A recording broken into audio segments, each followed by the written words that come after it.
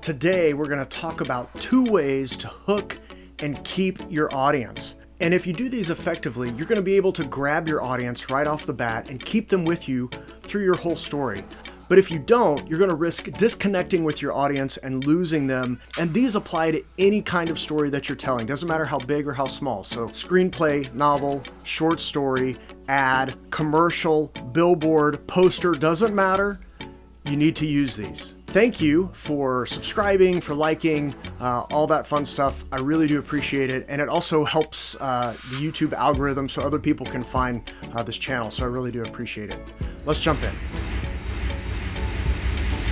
So when I tell you about the 2 ways to hook and grab your audience and to keep them, you're probably going to have one of 3 reactions. 1, you may say, well, those seem so obvious. How did I not see that? 2, you're going to go watch something, read something, whatever, and you're going to notice them everywhere throughout the whole story, and you're going to think, how did I not notice that before? Or 3, you're going to reread something that you've written, and you're going to say, oh, now I know why that's not working. Now, you may not have any of those, but you also might have all 3, because these 2 things, while on one hand they seem so simple and they're easy to understand, effectively including them in your story, that's a whole other thing. So while you may have one of these 3 reactions, the trick is how to effectively use these 2 things I'm about to tell you. One thing though, these 2 things are not going to sound sexy or earth-shattering at all, and yet, if you can effectively incorporate them into your storytelling is going to take a massive leap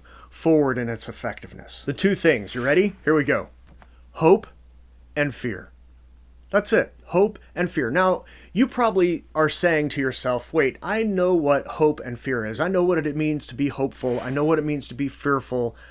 I understand these 2 things. They seem very simple. And you probably think that you have them in your story, and you might have them in your story. But the thing is, when you start talking about hope and fear, we're not talking about the story itself. We're talking about storytelling. The way to engage your audience, the way to keep your audience. And so while you might effectively incorporate hope and fear for specific characters in your story, your character hopes for something, your character is afraid of something happening, the issue when we talk about hope and fear is that you have to be mindful as a storyteller to be able to create hope and fear for the audience who is consuming the story that you are telling. So whether you're writing it, making it for the screen, doesn't matter. You have to find a way to grab and hook your audience by using these 2 emotions, hope and fear. And these 2 things are the most powerful emotions to connect with an audience. It draws them in, it brings them close, and you have to be mindful of both of them to be able to effectively tell your story. Your job as a storyteller is to keep hope and fear alive and in tension throughout the course of your story. That's your goal, okay? You want to make sure that you have hope at all times and fear at all times, so the audience is constantly being hopeful, constantly being fearful, and as long as those 2 things are held in tension, you're good. But as soon as you resolve hope and fear, you're done. Your story's over. The end.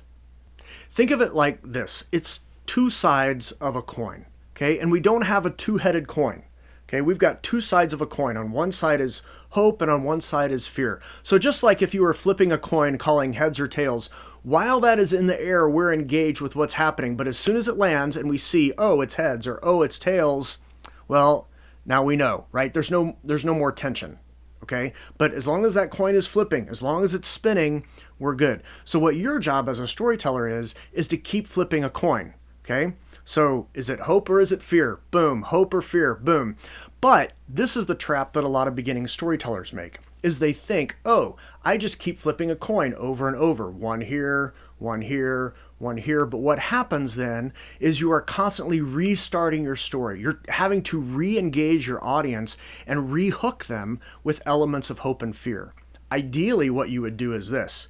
You flip one coin really high, and while it's spinning, you flip another one. and another one, and then one lands, another one you flip, another one you flip, one lands, the one that's really high is still going up. That's the one for the whole story. So I've got one that's going a long way, and I've got others that are short and intermediate, and I want to make sure I'm constantly creating hope and fear, hope and fear, hope and fear. Some are getting resolved, some are still flipping. I'm engaged as an audience because I want to know, is that coin going to land on the hope side or the fear side? And as soon as all the coins land, your story's done. Let me give you an example.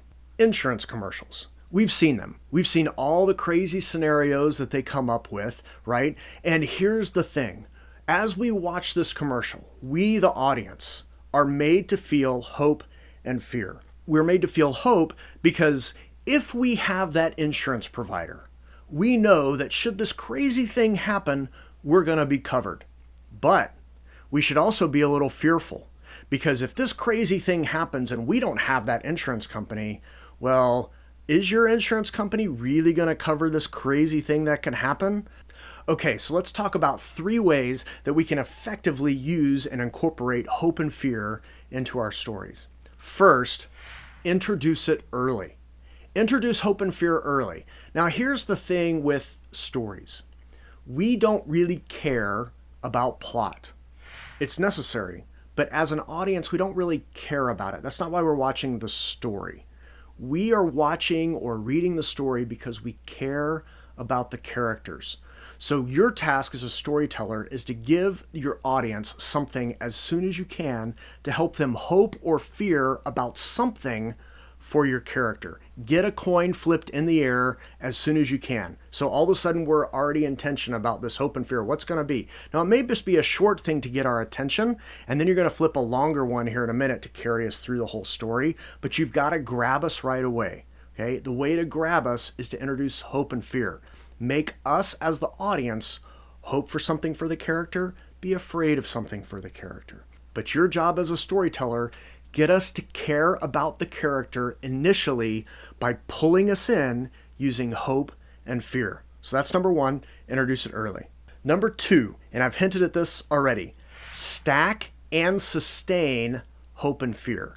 It's not just one coin going up and down. You can't do that, okay? That maybe you can do that for a very short story, or for something like a photograph or an ad or a billboard or something like that, a poster, anything that's very short, maybe a commercial. You can just do one thing, okay? But anything longer than that, you're going to need more than one element of hope and fear for a character. You're going to need several. You're going to have to stack them and sustain them. And what that means is each element of hope and fear might be longer than the previous, and they don't all start at the same place. So I may start one here, and then I'm going to start one here. It might be short, and I'm another one that goes much longer, and another one over here that goes really long. So I want to make sure that I am stacking and sustaining hope and fear throughout the story. And if I can do that, I can keep my audience engaged throughout the whole story, because as long as there's a coin spinning, they're going to watch, they're going to read, because they want to know, where does the coin land? The issue is, if you land all the coins too soon, your story's over, your audience checks out. Even if in your mind the story's not done. We've got some other things we want to do. Nope. If you haven't sustained hope and fear throughout, you're done. So you got to make sure that you're stacking and sustaining hope and fear. Number 3, you need to make sure that you resolve all of those coins, that the audience sees where each of those coins land. If I'm telling a story and I flip a coin and the audience might be really interested in the outcome of that coin, but I end the story before we see what happens with that coin, maybe depending on the rest of the story, I might be okay as an audience member. Maybe I can infer, oh, you know what? That coin landed on hope, or that coin landed on fear. I might have an idea. But if you have too many of those that are unresolved by the end of your story, your audience feels cheated. They feel like the story was unsatisfying. They don't feel like they got everything out of it. And you will get comments from people like, yeah, it just didn't feel satisfying, or, oh, it didn't wrap up like I thought it was going to. Now, that doesn't mean that they're saying, oh, you've got to have a happy ending. What they're saying is, you didn't answer the hope and fear that you set up for me. So anytime you introduce hope and fear, it's like you're making a promise, a contract with your audience. And you want to make sure that you fulfill your end of the bargain, right? By answering whether that coin lands on heads or tails, on hope or fear. And if you can do that, that helps keep your audience. The benefit is if you're telling stories in a way where you're telling one story and then another, so maybe a novel in a chapter, right? Each chapter might have its own hope and fear element, but you've got a longer one that's going on. And if your audience sees that at the end of each chapter, ooh, this element got resolved, but then you introduce a new one, which carries me over to the next chapter, carries me over to the next one, they begin to trust you as a storyteller. They know you're going to uphold your end of the bargain about answering the hope and the fear elements. It's going to feel like a very satisfying story to them. And that's what you want to do. One last quick tip. If you ever get a note on one of your stories that's something like this, you know, as I was reading it and I kind of got through, I just didn't really care about what happened. Or I stopped caring about what was going to happen. Or I just kind of, anything along those lines. 99% of the time, that's a note about hope and fear.